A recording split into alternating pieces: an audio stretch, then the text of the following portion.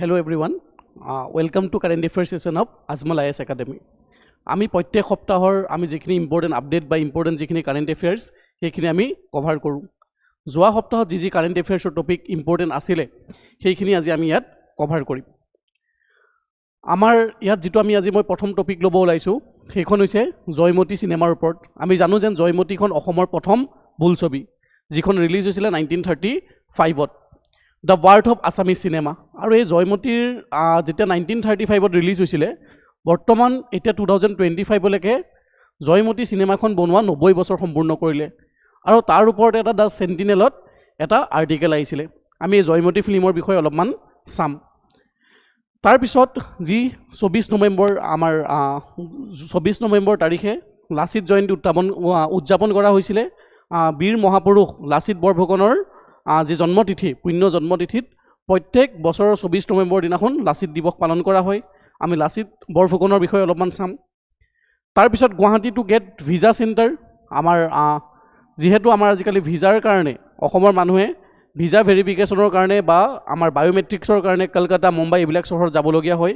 কিন্তু গভৰ্ণমেণ্টে ভাবি আছে যেন গভৰ্ণমেণ্টে কথাটো আশ্বাস দিছে যেন অসমতো গুৱাহাটীতো এটা ভিজা চেণ্টাৰ ভিজা ইছ্যু কৰিব অসমৰ মানুহে বা নৰ্থ ইষ্টৰ মানুহে পাৰিব। তাৰ নেক্সট টপিকটো হৈছে GI tag for Arunachal traditional dao. তো এটা নতুনকৈ জিআই টেগ প্ৰডাক্ট পাইছে অৰুণাচলৰ ট্ৰেডিশ্যনেল ডাউ। ঠিক আছে। Expert push for A wild life research centre in Assam. আমাৰ যিবিলাক ৱাইল্ড লাইফ এক্সপাৰ্টিষ্ট তেখেতসকলে কৈ আছে যেন অসম যিহেতু এটা ওৱান অফ দ্য ইম্পৰ্টেণ্ট জিঅ'লজিকেলি বা এনভাইৰমেণ্টেল এটা ইম্পৰ্টেণ্ট এৰিয়া হয় অসম এণ্ড নৰ্থ ইষ্ট, এটা important biodiversity hotspot Himalayan biodiversity আণ্ডাৰত অসম আহে। সেইকাৰণে অসমত এটা ৱাইল্ড লাইফ ৰিচাৰ্চ চেণ্টাৰো বহুত জৰুৰী হৈ পৰিছে। Assam top India in implementing new criminal ল। আমি জানো যিটো 1 জুলাই 2024 তাৰিখৰ পৰা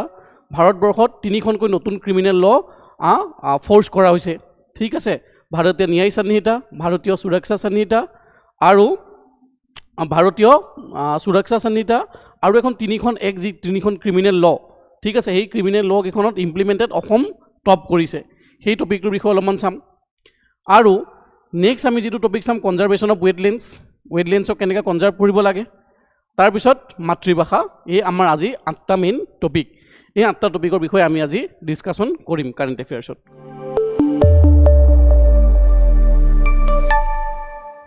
প্ৰথম টপিকটোৱে আছে Joymoti the birth of Assamese cinema.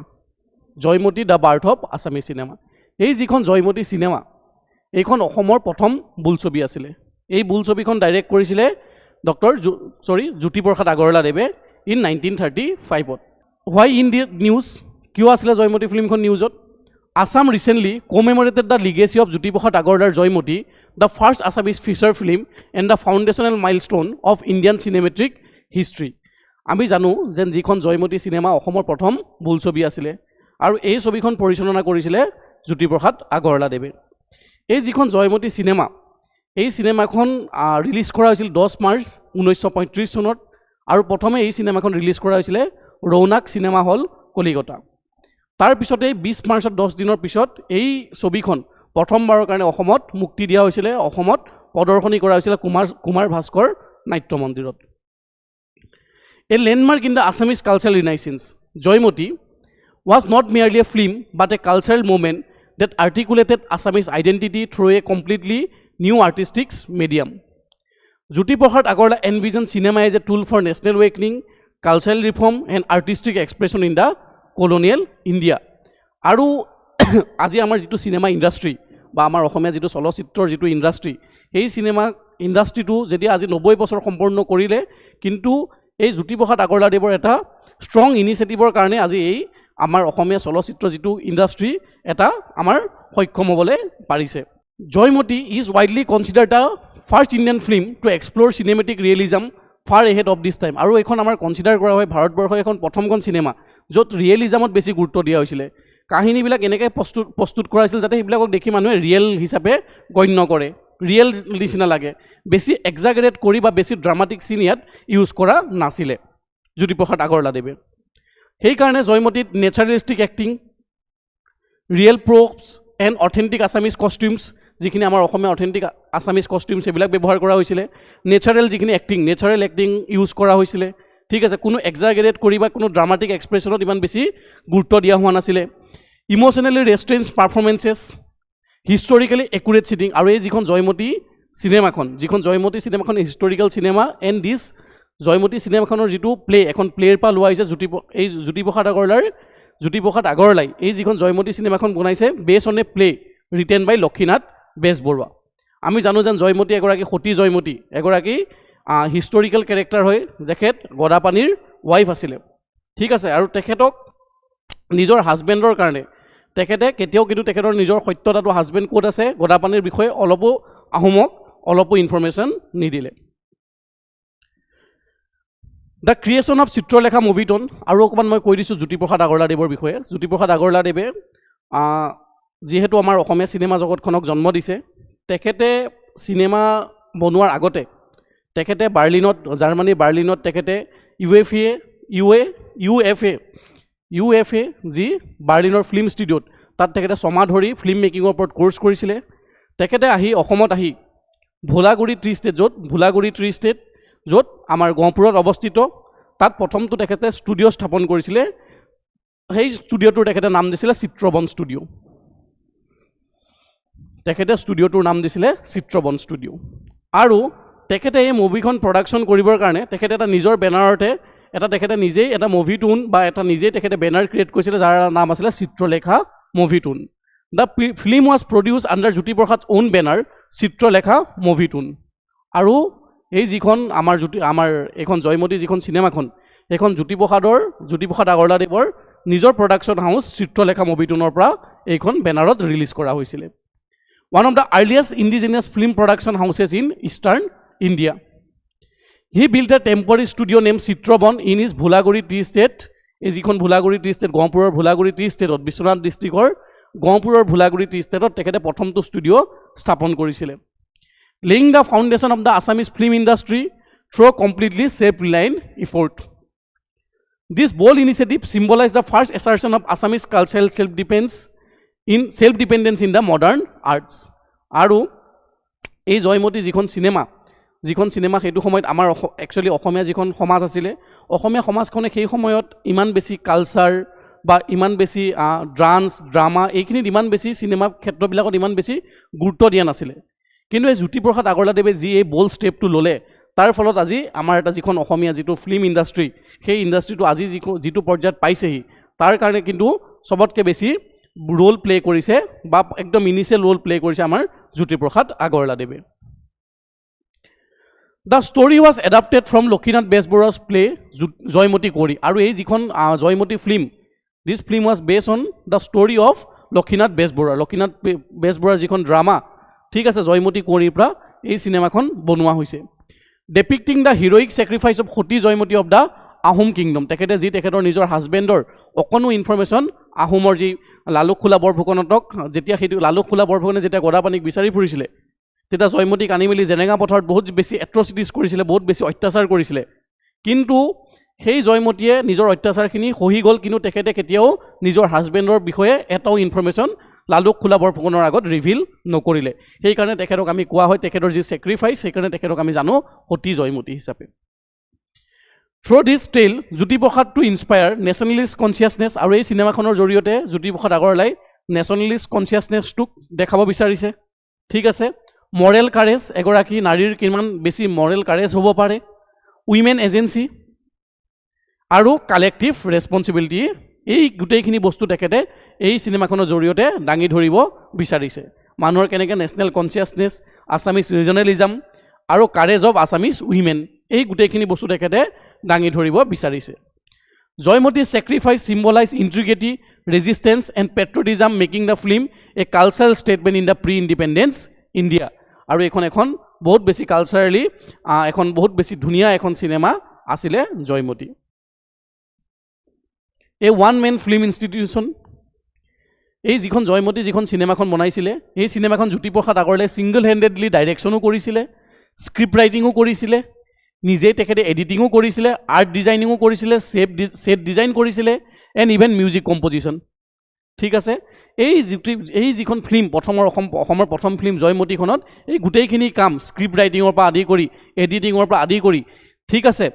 Stage ছেটিঙৰ পৰা আদি কৰি গোটেইখিনি কাম জ্যোতিপ্ৰসাদ আগৰৱালাই তেখেতে নিজৰ প্ৰচেষ্টাত কৰিছিলে আৰু এটা কথা মই কওঁ ইয়াত এই যিখন আমাৰ জয়মতী চিনেমাখন এখন ইণ্ডিয়াৰ প্ৰথম এখন ফিল্ম ঠিক আছে য'ত ডাবিং টেকন'লজিটো ইউজ কৰা হৈছিলে ইণ্ডিয়াৰ প্ৰথম এখন ফিল্ম য'ত ডাবিং টেকন'লজি ইউজ কৰিছিলে হিজ ট্ৰেইনিং ইন জাৰ্মানীত তেখেতে এখন চিনেমাখন বনোৱাৰ আগত তেখেতে UFA ষ্টুডিঅ' জাৰ্মানী বাৰ্লিনত তেখেতে ছমাহৰ পাঠ্যক্ৰম কৰি আহিছিলে enable him to apply modern film techniques lightning visual composition and scene transition rarely seen in the 1930s Indian cinema sets were build using local materials আৰু তেখেতে চিনেমাৰ কাৰণে যিখিনি ছেটছ বনাইছিলে আমাৰ যিখিনি ইয়াত লোকেল মেটেৰিয়েলছ ইণ্ডিজিনিয়াছ মেটেৰিয়েলছখিনিকে ইউজ কৰি বনাইছিলে যিটো বা তেখেতে দেখাব বিচাৰে যেন অসমীয়াৰ কালচাৰ বা অসমীয়াৰ সভ্যতা সেইটো সময়ত তেখেতে দেখাব বিচাৰিছিলে এনশ্বৰিং ফুল অথেণ্টিচিটি অফ আছামিজ কালচাৰ আৰু আমি সততে আমি দেখা যায় যিবিলাক আমাৰ চিনেমা থাকে চিনেমাবিলাকৰ আমাৰ যিবিলাকৰ মেইন ৰোল থাকে বা মেইন লিড এখন চিনেমা প্ৰস্তুত কৰা হয় আমাৰ এজন নায়ক বা এজন মেইন পুৰুষ মানুহক চেণ্টাৰত ৰাখি কিন্তু সেইটো সময়তে সেই 1935ৰ সময়তে আমাৰ জ্যোতিপ্ৰসাদ আগৰৱালাদেৱে এখন এনেকুৱা চিনেমা বনাইছে য'ত তাৰ মেইন লিড কেৰেক্টাৰ এগৰাকী উইমেনে পালন কৰিছে বা গোটেই ফিল্মখনেই হৈছে উইমেন চেণ্ট্ৰিক ফিল্ম ঠিক আছে আৰু আমাৰ এই যিখন জয়মতী কেৰেক্টাৰত অভিনয় কৰিছিলে আমাৰ আইদেউ সন্দিকৈ আৰু এইটো এটা সেইটো সময়ত বহুত ডাঙৰ চেলেঞ্জ আছিলে কাৰণ সেইটো সময়ত উইমেনক বহুত বেছি আগলৈ আহিব দিয়া নাছিলে আৰু তেখেতসকলক কেতিয়াও এনকাৰেজ নকৰে যেন তেখেতসকলে গৈ ড্ৰামা কৰক চিনেমা কৰক ঠিক আছে ডান্স কৰক এইবিলাক একদম ছ'চিয়েল ট্ৰেবো হিচাপে মানিছিলে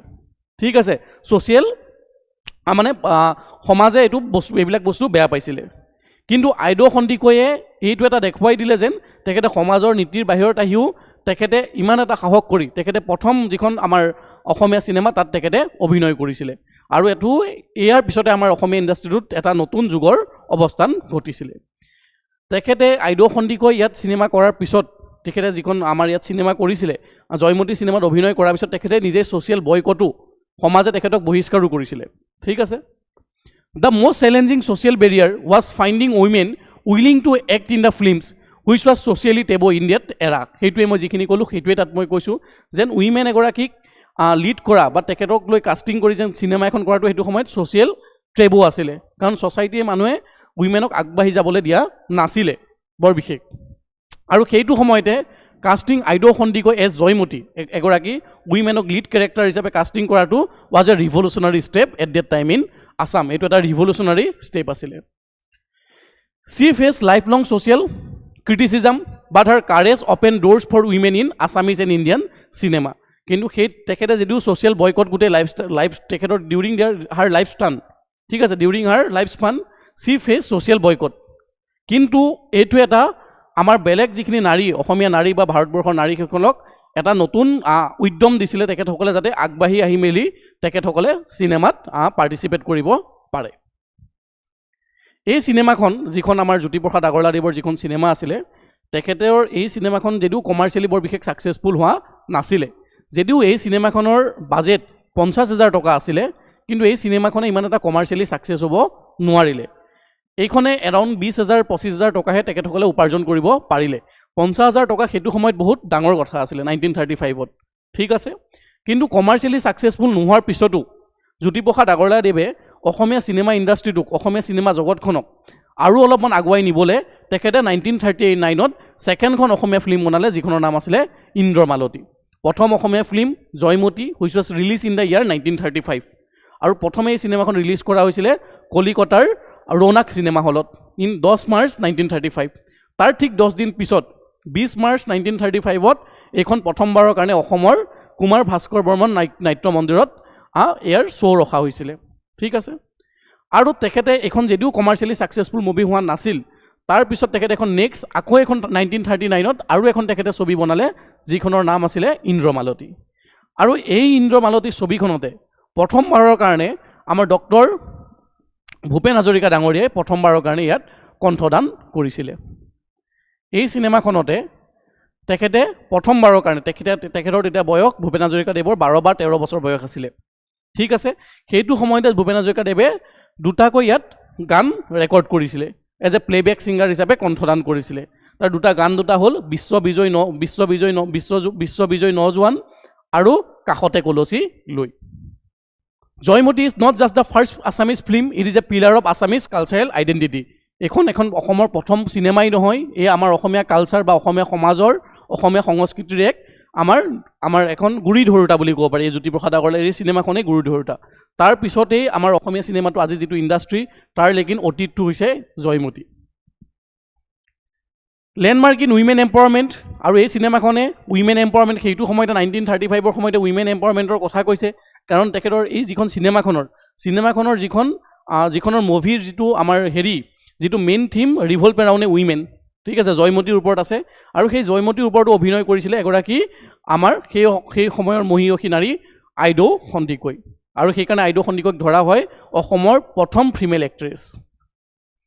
and testimony of the Jyotiprasad extraordinary vision. It gave Assamese distinct cinematic language, encouraged pride in indigenous storytelling, and inspired generation of artists. আৰু এই বৰ্তমানৰ যিসকল আৰ্টিষ্ট বা এই আমাৰ যিখিনি আৰ্টিষ্ট বা শিল্পীসকলক এটা উৎসাহ যোগাইছিলে এটা ইনস্পিৰেশ্যন ইয়াৰ পৰা পাইছিলে Jyotiprasad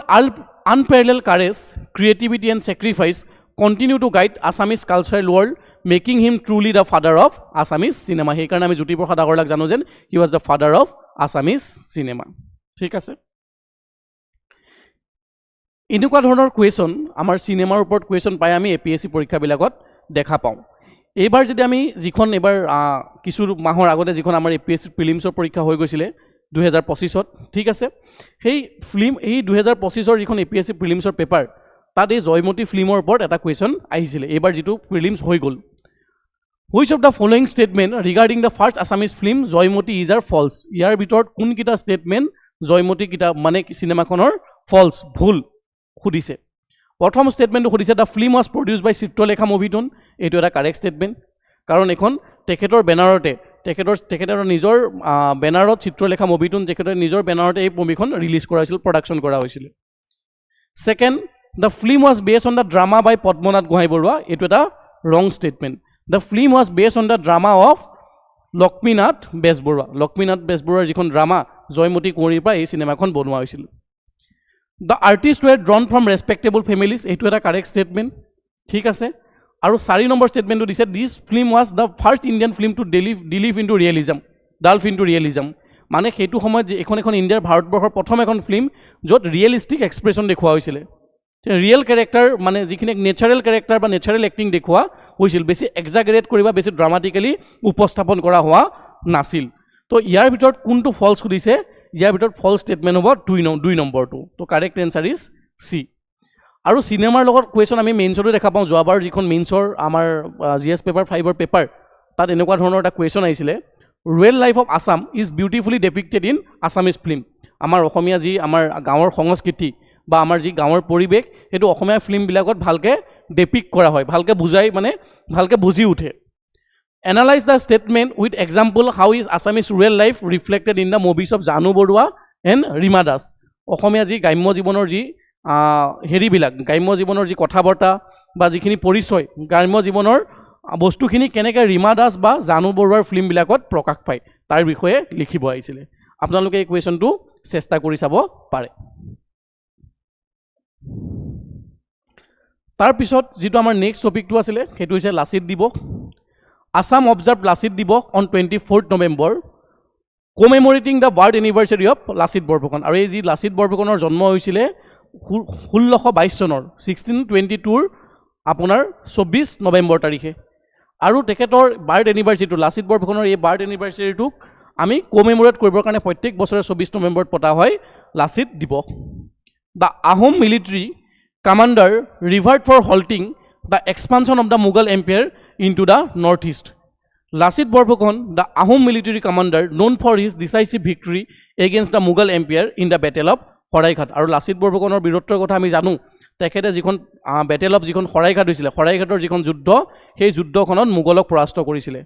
ঠিক আছে আৰু এই আমাৰ অসমখনক মোগল আক্ৰমণৰ পৰা তেখেতে বচাইছিলে লাচিত বৰফুকনৰ বিষয়ে অলপমান আমি চাওঁ Lachit Borphukan is symbol of courage and duty.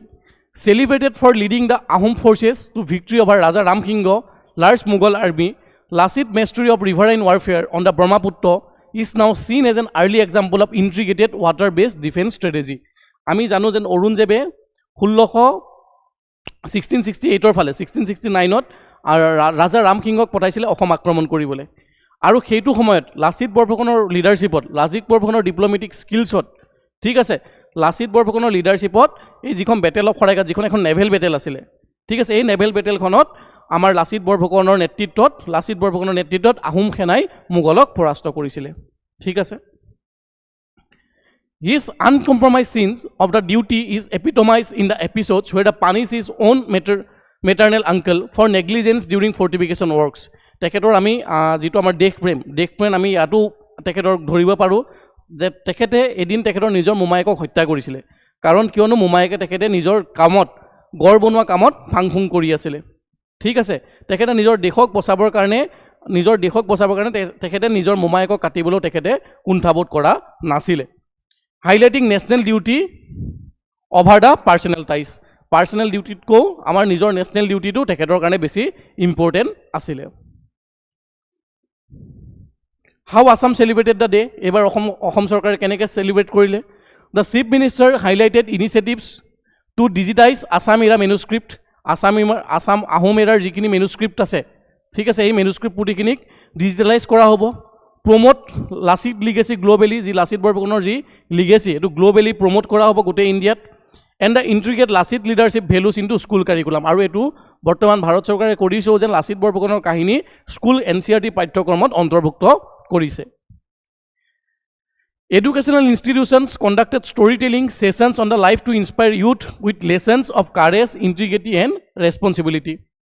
Assam observe a state holiday every 24th November to honor his contribution. Aru je Lachit Borphukanor ji birth anniversary 24th November tarikhor jitu birth anniversary to Ahom sarkare prottek bochore state holiday hisabe declare kore to commemorate his birth anniversary. Thik ase. Historical context jodi saumi Lachit Borphukan he was born to Mumai Tamoli Borborua. Lachit rose through a key Ahom administrative position including Ghura Borua Superintendent of Royal Guards before becoming a Borphukan. Borphukan, a Lachit Borphukan ji asile Lachit Borphukanor pitri naam asile Mumai Tamoli Borborua. Mumai Tamoli Borborua aru Kunti Moranor সন্তান asile Lachit Borphukan. তেখেতৰ জন্ম হৈছিলে 1622 24 নৱেম্বৰ তাৰিখে আৰু তেখেতে Borphukan position যেটো আহোমৰ পাত্ৰমন্ত্ৰী position আহোমৰ 5 জন পাত্ৰমন্ত্ৰী আছিলে তাৰে এজন পাত্ৰমন্ত্ৰী আছিল বৰফুকন পজিশনটো পোৱাৰ আগত তেখেতে বেলেগ আহোমৰ কাৰণে বেলেগ পজিশনত কাম কৰিছিল যেনেকৈ ঘোৰা বৰুৱাৰ পজিশনত কাম কৰিছিল সুপাৰিনটেণ্ডেণ্ট অফ ৰয়েল গাৰ্ডছ ঠিক আছে এইবিলাক পজিশনত কাম কৰিছিল before becoming A Borphukan and it was King Chakradhar Singh one of the kingdom highest officers এই যেটো Chakradhar Singh তেখেতক বৰফুকন পোষ্টৰ কাৰণে এপইন্ট কৰিছিল আৰু তেখেতক হেৰি কৰিছিল লাচিত বৰফুকনৰ নেতৃত্বত মুগল সৈন্যক হৰুৱা হৈছিল যি বেটেল অফ শৰাইঘাট যিখন এখন নেভেল বেটেল আছিল নৈত আমাৰ যিখন শৰাইঘাটৰ ৰণ এই শৰাইঘাটৰ ৰণখনত লাচিত বৰফুকনৰ নেতৃত্বত লাচিত বৰফুকনৰ আহোম আৰ্মিয়ে মুগলক পৰাস্ত কৰিছিল His victory at Saraighat ensured that the Mughal Empire could not expand into northeast India, preserving the region's cultural continuity. আৰু এই যেটো লাচিত বৰফুকনৰ যি বলিষ্ঠ নেতৃত্বৰ ফলত মুগলে আমাৰ অসম আক্ৰমণ কৰাটো হিয়ন্তৰ প্ৰচেষ্টাটো তেখেতৰ মুগলৰ প্ৰচেষ্টাটো শেষ কৰি পেলাইছিল লাচিত বৰফুকনে ঠিক আছে Lachit Borphukan honor and legacy in honor of Lachit Borphukan the government of Assam celebrate Lachit Divas every year on 24th November প্ৰত্যেক বছৰে অসম চৰকাৰে লাচিত দিৱস সেলিব্ৰেট কৰে 24 নৱেম্বৰ তাৰিখটো observe a state government holiday the Lachit Borphukan gold medal is awarded annually at the National Defence Academy Pune to the best cadet in the leadership and excellence আৰু National Defence Academy Pune base যিখন National Defence Academy যেটো base cadet ঠিক আছে base কেডেটটো সন্মান কৰা হয় এই Lachit Borphukan gold মেডেলৰ নামেৰে এই যেটো এটা গোল্ড মেডেল লাচিত বৰফুকনৰ নামেৰে মানে সন্মান কৰা হয় বেস কেডেট গৰাকীক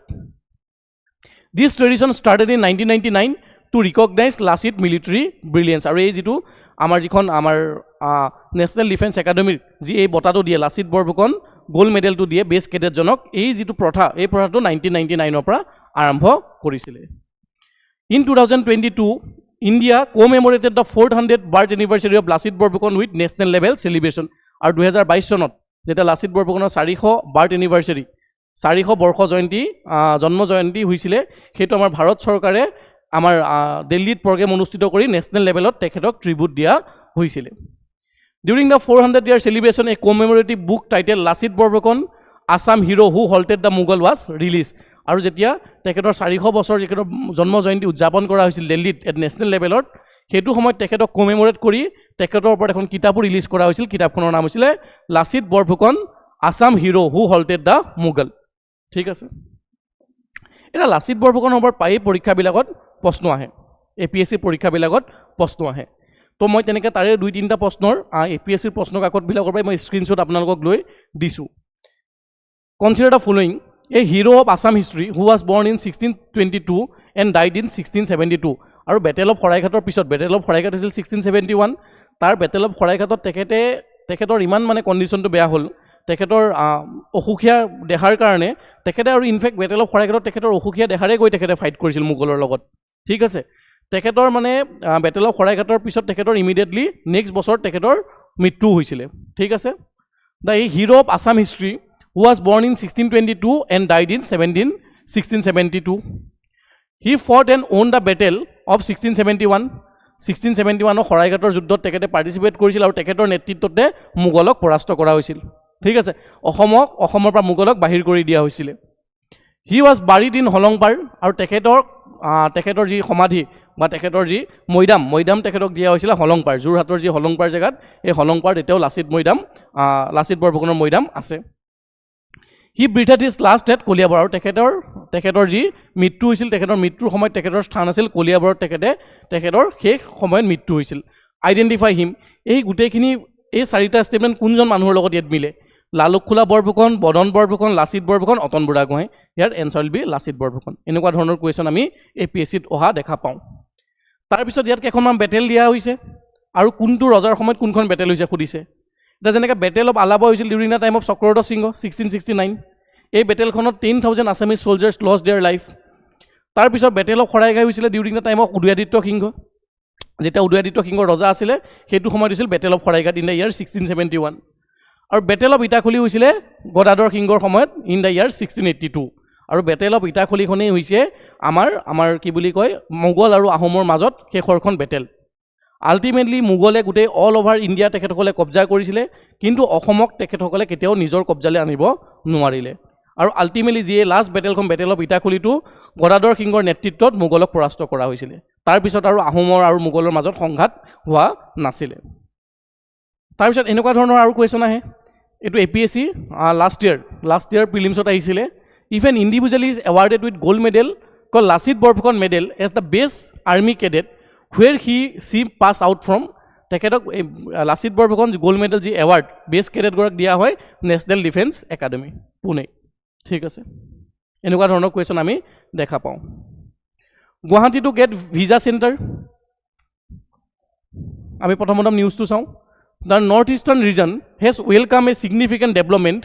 with the upcoming visa facilitation centre in Guwahati এটা ভিজাৰ পাবৰ কাৰণে এতিয়া আমাৰ অসমৰ মানুহ বাহিৰত বায়োমেট্ৰিক্স কৰিবৰ কাৰণে যাব নালাগে কিয়নো এটা গুৱাহাটীত এটা ভিজা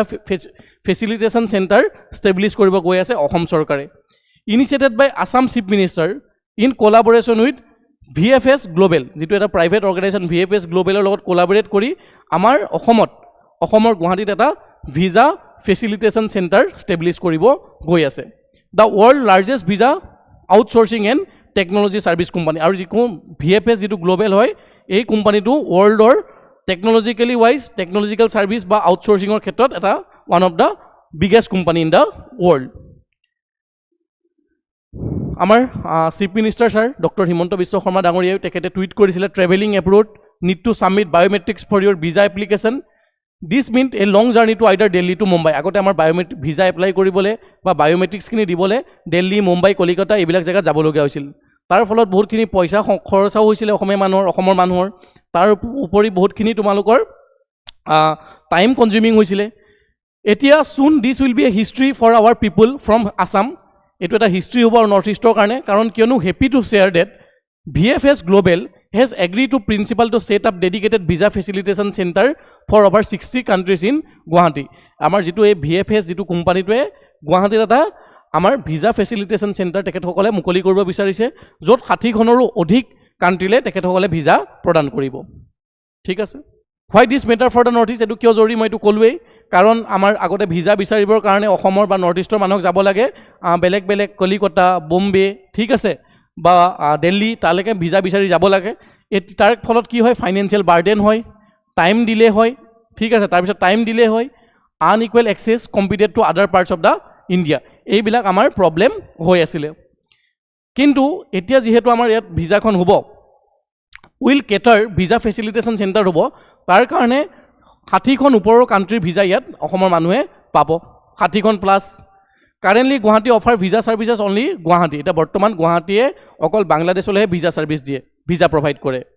ঠিক আছে। কিন্তু এই যিখন VFSে যদি ইয়াত যিখন আমাৰ ভিজা ফেচিলিটেশ্যন চেণ্টাৰ ইষ্টাব্লিছ কৰাৰ পিছত অসমৰ মানুহে বা নৰ্থ ইষ্টৰ মানুহে 60ৰো ওপৰ কাণ্ট্ৰিলৈ ভিজা পাবলৈ সক্ষম ইয়াতে গুৱাহাটীতে বহি হ'ব। Bangladesh also' operate centres in Agartala, Silchar and Bongaigaon, এইবিলাক এৰিয়াটো অসমৰ আছে। ছিগনিফিকেঞ্চ কি হ'ব ইয়াৰ কাৰণে, এডুকেশ্যনেল মবিলিটি হ'ব, tourism, pilgrimage, increasing professional opportunities bring regional equity. এই ইয়াৰ ফলত কি হ'ব, আমাৰ যিখিনি ৰিচাৰ্চ কৰিবৰ কাৰণে বা যিখিনি এডুকেশ্যন পাৰ্পছৰ কাৰণে যিখিনি ষ্টুডেণ্টছ বাহিৰত যায়, বিদেশত পঢ়িবৰ কাৰণে যায়, তেখেতসকলে ইজিলি ইয়াতে অসমতে বহি তেখেতসকলে ভিজা পাবলৈ সক্ষম হ'ব, ঠিক আছে। ইয়াত এটা প্ৰিলিমছ প্ৰেক্টিছ কুৱেশ্যন দিয়া আছে, তোমালোকে ট্ৰাই কৰিবা এইটো। তাৰপিছত যিটো নেক্সট টপিকটো আছিলে GI tag for Arunachal traditional dao, যি এই অৰুণাচলৰ ট্ৰেডিশ্যনেল যি ডাউ, ঠিক আছে, এই ট্ৰেডিশ্যনেল ডাউক GI টেগ প্ৰদান কৰা হৈছে। The Arunachal Pradesh dao sword, a traditional hand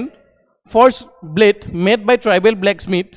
communities has received the geographical indication tag. আৰু অৰুণাচলৰ যি এই ডাউ, ঠিক আছে, এই যিখন ডাউ ইণ্ডিজিনিয়াছ ডাউখনে ৰিচেণ্টলি GI টেগ পাবলৈ সক্ষম হৈছে। The GI recognition acknowledge the cultural, historical and economic importance of Arunachal blacksmithing traditions, তেখেতসকলৰ যি কালচাৰ, হিষ্টৰিকেল এণ্ড ইকনমিক ইম্পৰ্টেঞ্চটো ইয়াত প্ৰিভেইল কৰিব। তাৰ উপৰি এই যিটো ডাউ বা তেখেতসকলৰ যিটো ট্ৰেডিশ্যনেল ডাউ হয়, ইট এম্বডিজ ট্ৰাইবেল আইডেণ্টিটি, এইটো এটা ট্ৰাইবেলসকলৰ কাৰণে তেখেতসকলৰ আইডেণ্টিটি হয়, হেৰিটেজ হয় and craftsmanship, heritage at the same time it was a craftsmanship refine over generation, এইটো জেনেৰেশ্যন আফটাৰ জেনেৰেশ্যন প্ৰেক্টিছ কৰি বা ফ'ল' কৰি আহি আছে, ঠিক আছে। The dao is completely handmade, আৰু এই যিখন অৰুণাচলৰ ডাউ, এই ডাউখন completely handmade without using any machines, using traditional forging techniques pass down through এনচিষ্ট্ৰেল Guilds of আৰ্টিচিয়ানছ, যিটো এটা ট্ৰেডিশ্যনৰ পিছত এটা ট্ৰেডিশ্যন, এটা জেনেৰেশ্যনৰ পিছত এটা জেনেৰেশ্যনে এই যিটো টেকন'লজিটো পাছ হৈ আহি আছে, যিটো এটা অৰুণাচল প্ৰদেশৰ এনচিয়েণ্ট বা এইটো অৰুণাচল প্ৰদেশৰ এটা হেৰিটেজ হয়, ঠিক আছে। আৰু সেই ৰিচেণ্টলি যিখন আমাৰ অৰুণাচল প্ৰদেশৰ ডাউক আমাৰ ভাৰত চৰকাৰে, ঠিক আছে, মিনিষ্ট্ৰী অফ ইণ্ডাষ্ট্ৰি এণ্ড কমাৰ্চে GI টেগ দিছে। GI টেগটো দিয়াৰ পিছত কি হ'ব, it ensure authenticity and protection from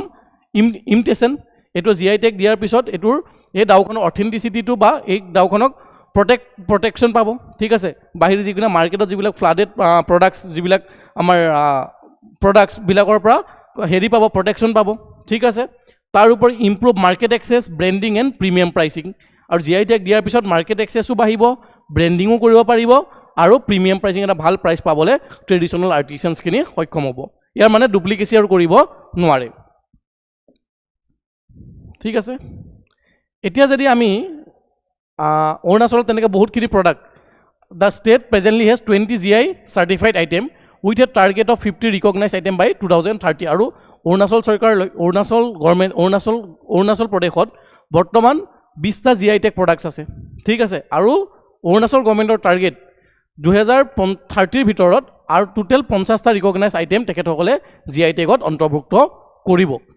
ঠিক আছে। এই যিখিনি হৈছে অৰুণাচলৰ এইখিনি 20টা যিখিনি প্ৰডাক্ট, এই 20টা প্ৰডাক্ট হৈছে GI টেগিং প্ৰডাক্ট, ঠিক আছে। চব মনত ৰাখিব নালাগে, ঠিক আছে, চব মনত ৰখাটো সম্ভৱো নহয় বা এইখিনি ৰাখিব নালাগে। যিখিনি কাৰেণ্ট এফেয়াৰ্ছৰ নিউজত আছে ৰিচেণ্টলি, যেনেকৈ অৰুণাচলৰ ডাৱে পাইছে, সেই কথাটো তোমালোকে মনত ৰাখিলেই হ'ল, বা টোটেল কিছুমান ফেক্স জনাক টোটেল কিমানটা আইটেম আছে অৰুণাচলৰ,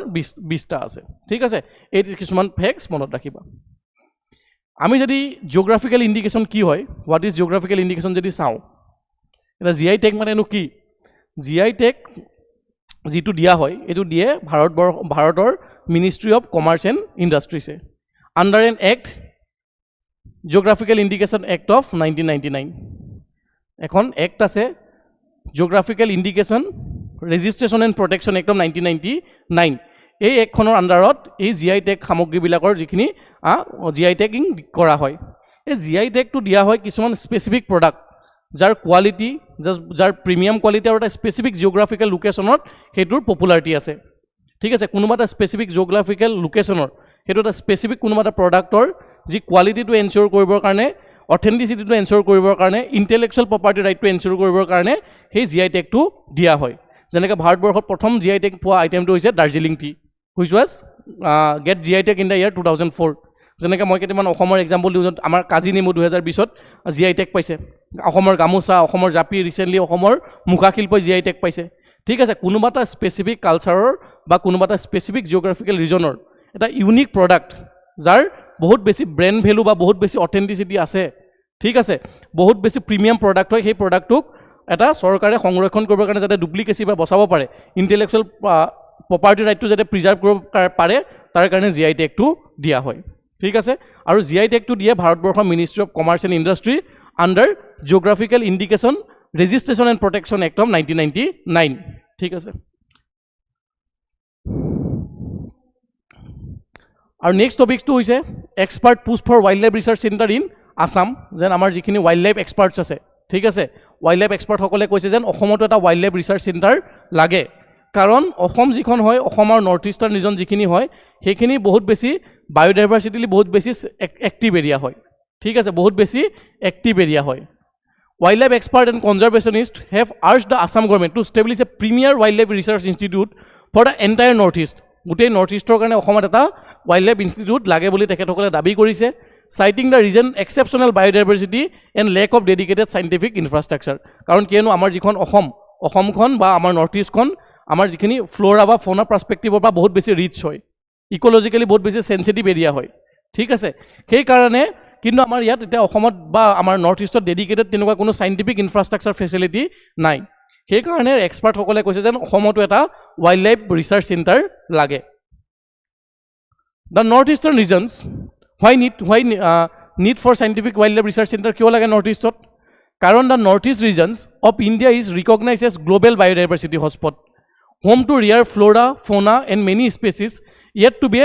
scientifically documented আৰু বহুতখিনি এটাও স্পেচিছ আমাৰ scientifically document কৰিব আছে আমাৰ অসমৰ যিখিনি আমাৰ নৰ্থ ইষ্টৰ যিখিনি আমাৰ নৰ্থ ইষ্টখন বহুত বেছি এটা বায়োডাইভাৰ্চিটি হটস্পট ঠিক আছে ফ্লোৰা ফৌনাৰ পৰা বহুত বেছি ৰিচ হয় Assam being a part of Eastern Himalayan biodiversity, one of the biodiversity hotspot in India.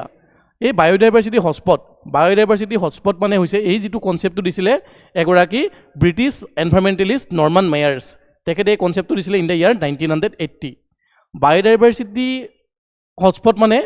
এনেকুৱা টোটাল বায়োডাইভাৰ্চিটি হটস্পট গোটে আমাৰ ওয়াৰ্ল্ডত 36 টা টোটাল বায়োডাইভাৰ্চিটি হটস্পট আছিলে এই বায়োডাইভাৰ্চিটি হটস্পটৰ যেটো কনসেপ্ট হেটো এজন ব্ৰিটিছ এনভাইৰনমেন্টালিষ্টে দিছিলে 1980 চনতে নৰ্মান মায়াৰ্স আৰু গোটেই পৃথিৱীত বৰ্তমান 36 টা বায়োডাইভাৰ্চিটি হটস্পট আছে বায়োডাইভাৰ্চিটি হটস্পটৰ পাবৰ কাৰণে দুটাই ক্ৰাইটেৰিয়া আছে এটা ক্ৰাইটেৰিয়া হৈছে সেই জায়গাটোৰ 1500 ভাস্কুলাৰ এন্ডেমিক প্লান্ট থাকিব লাগিব আৰু সেই হটস্পট এৰিয়াটো বায়োডাইভাৰ্চিটি হটস্পট বুলি একাৰণে কোৱা হয় কাৰণ 70% of is original area must B lost তাৰ 70% এৰিয়া যেটো অৰিজিনেলিটিটো লুজ কৰিছে বাট থ্ৰিটেন উইথ ডিষ্ট্ৰাকশন এই দুটা ক্ৰাইটেৰিয়া যদি কোৱালিফাই কৰে বায়োডাইভাৰ্চিটি হটস্পটত স্থান পায় আৰু টোটাল তেনেকুৱা পৃথিৱীত 36 টা বায়োডাইভাৰ্চিটি হটস্পট আছে তাৰে 4টা বায়োডাইভাৰ্চিটি হটস্পট আছে আমাৰ ইণ্ডিয়াত আছে দা হিমালয়াছ ঠিক আছে ৱেষ্টাৰ্ণ ঘাটছ সুন্দালেণ্ড ঠিক আছে আৰু আপোনাৰ Indo Burma biodiversity hotspot Indo Burma Himalaya Sundaland আৰু আমাৰ সুন্দালেণ্ড আৰু ৱেষ্টাৰ্ণ ঘাট ঠিক আছে তো আমাৰ যেহেতু এটা আমাৰ অসমখন it was located in the eastern Himalayan biodiversity region বা নৰ্থ ইষ্টখন এন্টায়াৰলি ফ্লোৰা ফৌনা পাৰ্সপেক্টিভৰ পৰা বহুত বেছি ৰিচ হয় ঠিক আছে বহুত বেছি এন্ডেমিক স্পেচিছ পোৱা যায় সেই কাৰণে আমাৰ যিখিনি এনভাইৰনমেন্টালিষ্ট এক্সপাৰ্টছ সকলে তেখেতসকলে চৰকাৰক পুছ কৰিছে যেন আমাৰ অসমত এটা ডেডিকেটেড সাইন্টিফিক ৰিচাৰ্চ চেণ্টাৰ লাগে ৱাইল্ড লাইফ ৰিচাৰ্চ চেণ্টাৰ লাগে আমি ষ্টাডি কৰিবৰ কাৰণে বস্তুবিলাক ঠিক আছে কি arguments made by expert wildlife research centre কিয় লাগে বুজ দ্য বায়োডাইভাৰ্চিটি ৰিচাৰ্চ আমাৰ এই যিটো এৰিয়াৰ বায়োডাইভাৰ্চিটি এৰিয়াটো বুজ কৰিব ষ্টাডি আৰু বেছি ভালকৈ হ'ব স্পেচিছবিলাকৰ DNA ষ্টাডিজ কৰিব পাৰিম এনাটমিকেল বিহেভিয়াৰেল এই গোটেই বস্তুবিলাক আমি ইয়াত লক্ষ্য কৰিব পাৰিম তাৰপিছত প্ৰিভেণ্টিং ব্ৰেইন ড্ৰেইন, আৰু এটা বহুতখিনি মানুহ আমাৰ ইয়াত ৰিচাৰ্চ কৰিবৰ কাৰণে PhD স্কলাৰ্ছ এণ্ড ৰিচাৰ্চ কৰিবৰ কাৰণে বাহিৰত যায়। যদি আমাৰ অসমতে যদি সেই তেনেকুৱা এটা ৱাইল্ড লাইফ চেণ্টাৰ যদি আমি পাওঁ, আমাৰ অসমৰ ছাত্ৰ ছাত্ৰীসকলে ইয়াত এটা সুবিধা পাব যাতে তেখেতসকলে আমাৰ নিজৰ এৰিয়াটোৰ বায়'ডাইভাৰ্চিটিৰ ওপৰত ৰিচাৰ্চ কৰিবলৈ। ছাপৰ্ট ইন কনফ্লিক্ট মিটিগেশ্যনছ, যিমানবিলাক আমাৰ চাইণ্টিফিক যেনেকৈ হিউমেন এলিফেণ্ট কনফ্লিক্ট হৈ থাকে, মংকিৰ লগত কনফ্লিক্ট হৈ থাকে, এইবিলাক ছল্ভ কৰিবৰ কাৰণে কিছুমান চাইণ্টিফিক ইয়াত এটা মেথড উলিয়াবলৈ সক্ষম হ'ব এই ৰিচাৰ্চ ইনষ্টিটিউটে। এইবিলাক হ'ব strengthen in conservation, crime investigation, community engagement, biodiversity research, এইখিনি আমাৰ বেছি আৰু উন্নত হ'বৰ কাৰণে, এই বস্তুখিনি উন্নত কৰিবৰ কাৰণে এক্সপাৰ্টখিনিৰ মতে যেন আমাৰ অসমত বা নৰ্থ ইষ্টৰ কাৰণে এটা বায়'ডাইভাৰ্চিটি আমাৰ অসমৰ কাৰণে এটা কি বুলি কয় বায়'ডাইভাৰ্চিটি ৰিচাৰ্চ চেণ্টাৰ লাগে। গভৰ্ণমেণ্টেও এইটোৰ বিষয়ে আশ্বাস দিছে। A proposal has reportedly been submitted and the state government has shown initial interest. Assam চৰকাৰে এইটোৰ ওপৰত ইণ্টাৰেষ্ট দেখাইছে, কিন্তু এক্সপাৰ্টসকলে কোৱাৰ মতে ইয়াৰ ওপৰত বেছি আৰু পলিটিকেল ডিবেট হ'ব লাগিব আৰু ইনষ্টিটিউচনেল প্লানিং লাগিব, যাতে এই যিটো সপোনটো এটা অসমত নৰ্থ ইষ্টৰ কাৰণে এটা চাইণ্টিফিক বায়'ডাইভাৰ্চিটি ৰিচাৰ্চ ষ্টেচন বনাবৰ কাৰণে। Assam tops India in implementing new criminal laws, ঠিক আছে, এইটো নিউজত আহিছিলে। Assam leads the nations rank 1 in implementing new criminal laws on NCLI dashboard, ঠিক আছে, নেশ্যনেল ক্ৰাইম ইনভেষ্টিগেশ্যনৰ তাৰ যিটো ডাটাৰ মতে বা মিনিষ্ট্ৰী অফ হোম এফেয়াৰ্ছৰ যিটো ডাটা মতে অসম টপত আছে, ঠিক আছে। যি আমাৰ জানো আমি তিনিখন নতুন যিকেইখন আমাৰ ভাৰতৰ যিখন পুৰণা কানুন ব্যৱস্থা, ঠিক আছে, পুৰণা যিখন তিনিখন ক্ৰিমিনেল ল, সেই ল কেইখনক তিনিমান চেঞ্জ কৰিছে। CRPC, IPC, ইণ্ডিয়ান এভিডেন্স এক্টক চেঞ্জ কৰি তিনিখন নতুন আমাৰ আইন বা তিনিখন নতুন আইন অনা হৈছে ক্ৰিমিনেল লক ডিল কৰিবলৈ। The ministry of home affairs has rank Assam first in India in implementing the new criminal laws, আৰু অসম প্ৰথমত আছে এই তিনিখন লক ভালকৈ ইমপ্লিমেণ্ট কৰাত। That came into effect on 1 July 2024, আৰু এই যিখন তিনিখন নতুন ক্ৰিমিনেল লজ, ঠিক আছে, এই ক্ৰিমিনেল লখন ভাৰতবৰ্ষত ইমপ্লিমেণ্ট হৈছিলে সিন্স 1 জুলাই 2024 পৰা ইমপ্লিমেণ্ট এয়া কেম ইন টু ফ'ৰ্চ হৈছিলে। ভাৰতীয় ন্যায় সংহিতা, ভাৰতীয় সুৰক্ষা সংহিতা, ঠিক আছে, এইকেইখন এক্ট আমাৰ 1 জুলাইৰ পৰা এনফ'ৰ্চ কৰা হৈছিল, আৰু তাত আমাৰ অসমে চবতকৈ বেছি ইমপ্লিমেণ্টেশ্যনৰ ক্ষেত্ৰত অসমে টপ কৰিছে। Assam secured an overall implementation score অসমৰ 72.3%, significantly higher the national average of 44.96%। যদি ইমপ্লিমেণ্টেশ্যনৰ ক্ষেত্ৰত চাওঁ, ভাৰত চৰকাৰে যদি 44.96% কৰিছে, তাতকৈ কিন্তু আমাৰ অসম চৰকাৰ ওপৰত আছে। অসমত এই যিখন এই তিনিখন 72.3% ইমপ্লিমেণ্টেশ্যন ৰেট হৈছে। দ্য নিউ ফ্ৰেমৱৰ্ক ইনক্লুডিং ভাৰতীয় ন্যায় সংহিতা, যিখন ভাৰতীয় ন্যায় সংহিতা which replace Indian panel code, IPC 8060 replace কৰি মেলি আহিছিলে ভাৰতীয় ন্যায় সংহিতা। ভাৰতীয় নাগৰিক সুৰক্ষা সংহিতা, যিখন আগতে কোৱা হৈছিল CRPC, ঠিক আছে, CRPCক ৰিপ্লেচ কৰি আমাৰ ভাৰতীয় ন্যায় সংহিতা আহিছে। আৰু ভাৰতীয় সাক্ষ্য অধিনিয়ম, এইখনক ৰিপ্লেচ কৰা হৈছিলে। এইখনে কাক ৰিপ্লেচ কৰিছিলে? Indian evidence act of 1872। Chief Minister termed the achievement a landmark reform aimed to building a faster, fair and more efficient justice delivery system. আৰু অসম চৰকাৰৰ এটা গুৰুত্বপূৰ্ণ পদক্ষেপ, য'ত তেখেতসকলে আমাৰ যিটো জাষ্টিছ ডেলিভাৰী ছিষ্টেম আছে সেইটো বহুত এফিচিয়েণ্ট, বহুত স্মুথ আৰু বহুত স্পীডি কৰিবলৈ সক্ষম হৈছে। তাৰপিছত নেক্সট টপিকটো হৈছে কনজাৰ্ভেশ্যন অফ ৱেটলেণ্ডছ। আমি ৱেটলেণ্ডবিলাকক কিয় কনজাৰ্ভ কৰিব লাগে? কাৰণ এইটো নিউজত কিয় আছিলে বাৰে বাৰে এইটো নিউজত কিয় আছিলে? Wetlands in Assam are under severe ecological stress due to pollution. আমাৰ যিমানবিলাক অসমৰ জলাশয় আছে, যিমানবিলাক অসমত আমাৰ ৱেটলেণ্ড আছে, বিল আছে, বিলবিলাকত কণ্টিনিউৱাছলি আমাৰ ডিগ্ৰেড হৈ গৈ আছে, বিলবিলাক আমাৰ খতম হৈ গৈ আছে। কিহৰ কাৰণে? বিকজ অফ পলিউশ্যন, বহুত বেছি পলিউশ্যন হৈ আছে, তাতকৈ বেছিকৈ এনক্ৰ'চমেণ্ট হৈ আছে, ঠিক আছে, ইলিগেল ইমিগ্ৰেণ্টৰ বসস্থান হৈ পৰিছে, এণ্ড হেবিটেট ডিগ্ৰেডেশ্যন। এই গোটেইখিনিৰ কাৰণে আমাৰ যিখিনি অসমৰ ৱেটলেণ্ডছবিলাক বহুতবিলাক ৱেটলেণ্ডছ আমাৰ ডিগ্ৰেড হৈ আছে। আৰু ৱেটলেণ্ডছক কোৱা হয় কিডনী অফ এন ইক'চিষ্টেম, এটা ইক'চিষ্টেমৰ কিডনী হয়, ঠিক আছে। আৰু ৱেটলেণ্ডবিলাক ধ্বংস হোৱাৰ ফলত এইটো এটা বহুত বেছি আমাৰ এটা চিন্তনীয় বিষয় হৈ পৰিছে। ৱেটলেণ্ডছ, ইম্পৰ্টেঞ্চ অফ ৱেটলেণ্ডছ। অসমত ৱেটলেণ্ডছ কিহৰ কাৰণে important? Wetlands in Assam are among the most ecologically significant ecosystem, functioning as natural flood buffer,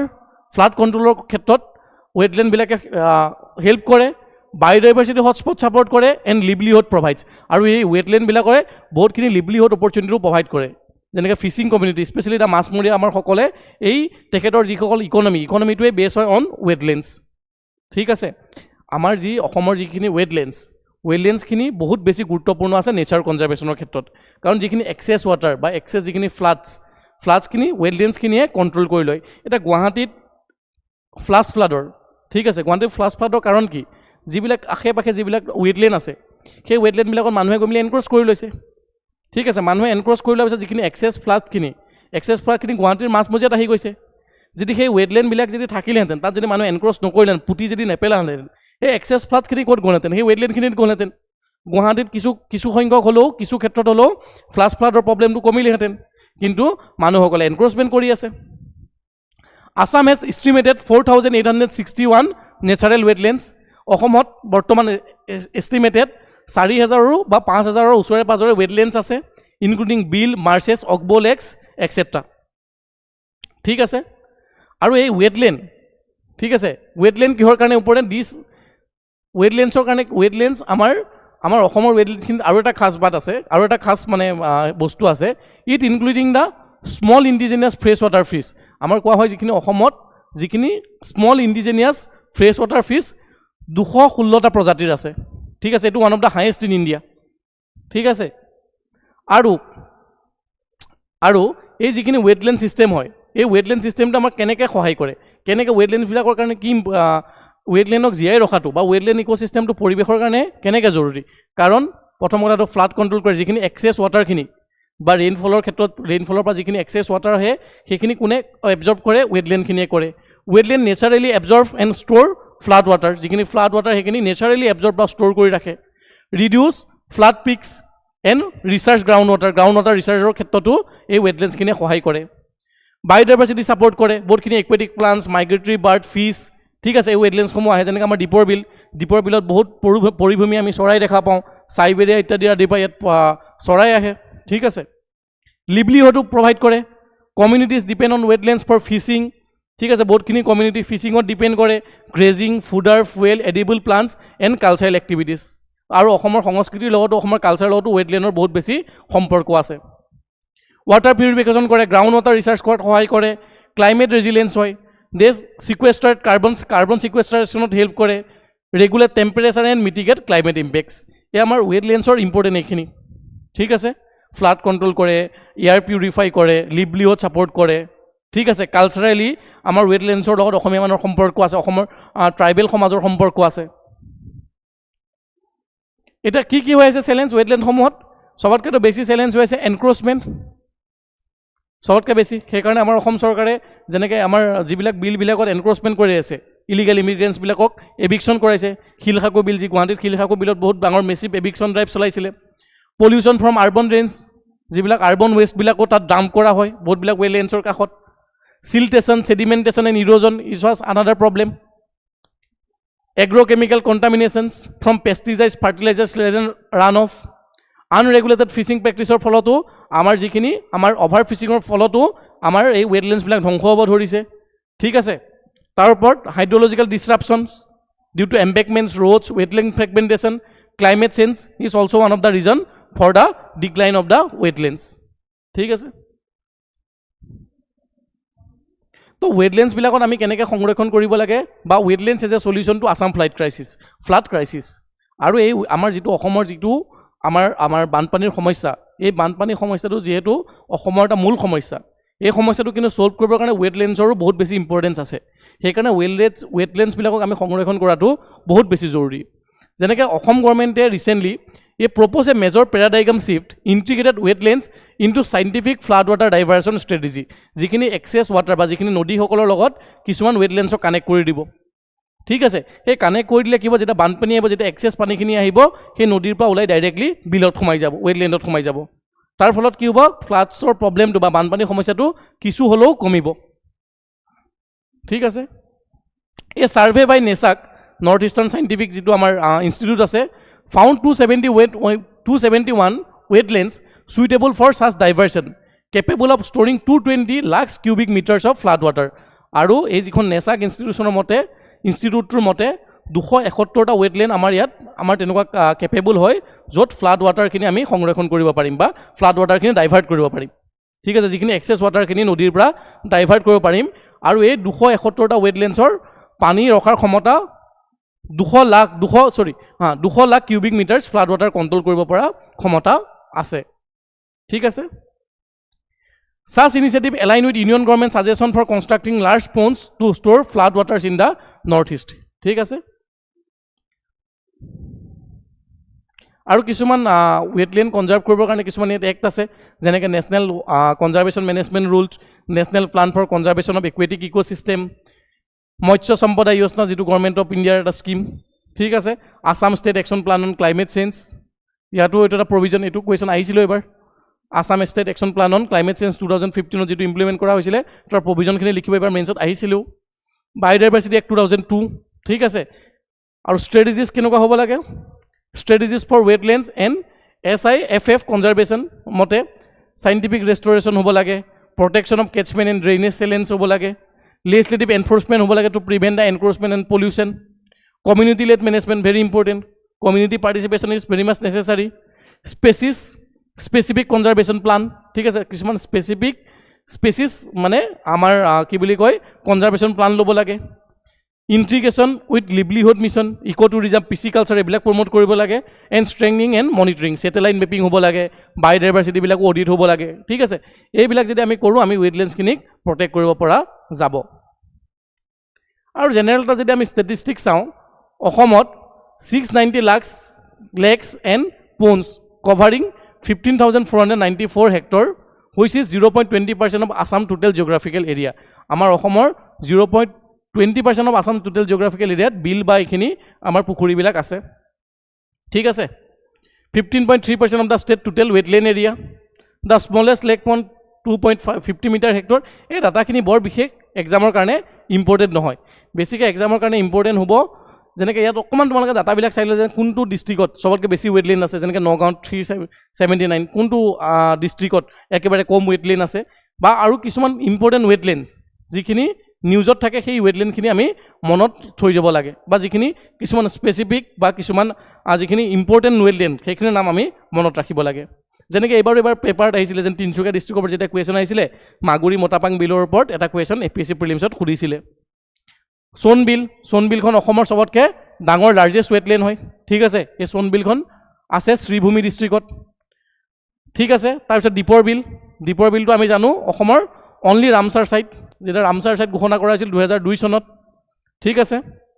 কিন্তু দীপৰ বিলো এটা বহুতখিনি প্ৰব্লেম ফেচ কৰি আছে পলিউশ্যনৰ প্ৰব্লেম ফেচ কৰি আছে সলিড ওয়েস্ট ডাম্পিং গ্ৰাউণ্ড বনি গৈছে হেবিটেট ফ্ৰেগমেণ্টেশ্যন হৈছে ঠিক আছে তাৰোপৰি মাগুৰী মটাপাং বিল এখন ইম্পৰ্টেণ্ট বিল হয় তিনিচুকীয়াত আছে লোকেটেড নিয়াৰ ডিব্ৰু চৈখোৱা নেশ্যনেল পাৰ্ক এইখনতো আমাৰ বহুত বেছি নিউজত আছিল যোৱাবাৰ কাৰণ যিটো বাগজান গেছ অইল লিক হৈছিলে তাৰ ফলত এই যিখন মাগুৰী মটাপাং বিল হয় তাতো বহুতখিনি ক্ষয় ক্ষতি হৈছিলে ইয়াতো বহুতখিনি প্ৰব্লেম ঠিক আছে যেনেকৈ অভাৰ ফিচিং হয় heavy চিলটেশ্যন mountain floods oil এক্সপ্লৰেশ্যন activity যেনেকৈ 2020 বাগজান ব্ল' আউট হৈছিলে উৰপাত বিল গোৱালপাৰাত আছে ঠিক আছে আমি কিছুমান এই ৱেটলেণ্ডছ কনচেপ্টৰ কিছুমান ৱেটলেণ্ড কি অক্সবলে কি ইয়াত কিছুমান কনচেপ্ট এক্সপ্লেইন কৰা আছে অকণমান চাই ল'বা আমাৰ যি আজিৰ লাষ্ট টপিকটো হৈছে মাতৃভাষা এই new professional text editing and publishing house এইটো এটা নতুন অসমৰ text editing and publishing house হয় Matribhasha and it is dedicating exclusively to Assamese language survey আৰু এই যিটো আমাৰ পাব্লিছিং হাউচ সেইটো এক্সক্লুচিভলি ডেডিকেটেড কৰা হৈছে ফৰ আছামিজ লেংগুৱেজৰ কাৰণে and it was inaugurated in Guwahati অসমৰ প্ৰথমটো professional text editing publishing house Matribhasha inaugurate কৰা হৈছে গুৱাহাটীত কি highlights Matribhasha is the first professional Assamese editing and publishing platform dedicating to ensuring high quality language use আমাৰ যিখিনি অসমীয়াৰ হাই কোৱালিটি লেংগুৱেজ ইউজ কৰাত আমাৰ সহায় কৰিব ইৰ'ৰ ফ্ৰী ৰাইটিং ইয়াৰ থ্ৰুদি কৰিব পাৰিব এণ্ড পলিচ প্ৰেজেণ্টেশ্যন ঠিক আছে মাতৃভাষা যিটো আমাৰ অসমৰ প্ৰথমটো professional Assamese editing publishing platform হয় য'ত এইখিনি বস্তু হাই পলিচ কৰি প্ৰেজেণ্ট কৰা হ'ব ইৰ'ৰ ফ্ৰী ৰাইটিং এই গোটেইখিনি কথাৰ তাত গুৰুত্ব ৰখা হৈছে ঠিক আছে আৰু this initiative was launch by the 4 students of Assam Jatiya Vidyalaya 4জন ছাত্ৰ ছাত্ৰীয়ে এই ইনিচিয়েটিভটো লঞ্চ কৰিছিল যেনেকৈ দেৱাংগনা আকাংক্ষা প্ৰাপ্তি ঠিক আছে এইসকল এই reflecting youth led commitment to preserving linguistic heritage এই 4গৰাকী ছাত্ৰ ছাত্ৰীয়ে এই ইনিচিয়েটিভটো লৈছে ঠিক আছে ইয়াৰ সিগনিফিকেন্স কি হ'ব strengthen linguistic preservation and professional writing culture in Assam অসমৰ যেটো linguistic preservationৰ ক্ষেত্ৰত গুৰুত্ব প্ৰদান কৰিব আৰু the professional writing culture emerge হ'ব অসমত তাৰ উপৰি it support the new education policy guidelines goals for promoting Indian language যেটা আমাৰ NEP 2020 এটা লক্ষ্য যেন Indian language promote কৰিব লাগে তাকো সহায় কৰিব addresses the gap of language specific editing and publishing from regional literature ঠিক আছে আৰু তাৰ উপৰি encourages youth led entrepreneurship in the cultural and educational sector most importantly youth led and entrepreneurship to ইয়াত promote কৰিব ঠিক আছে আজিলে ইমানেই আছিল ইয়াত তাৰ ওপৰত এটা কোৱেশ্চন দিয়া আছে তোমালোকে এটো এটা সলভ কৰি চাবা that's all for today thank you